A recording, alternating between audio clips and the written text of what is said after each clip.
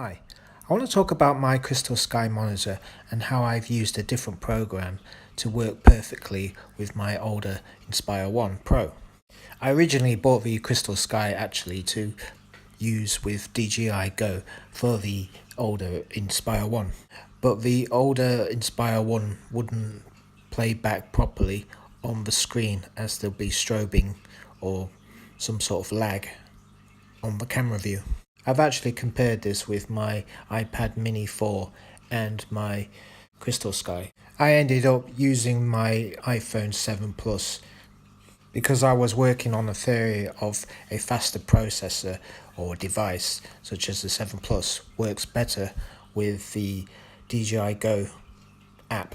But somebody in the forums actually mentions that Litchi app runs better for the older drones.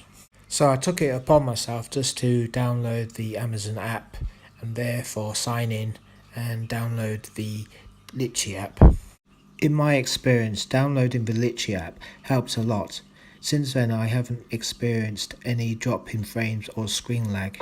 I normally fly in high winds filming the local kite servers and need every advantage I can get. Using Litchi has helped me a lot and I feel like I've gotten my old drone back, but with the added bonus of having a bright and clear screen of the Crystalsky.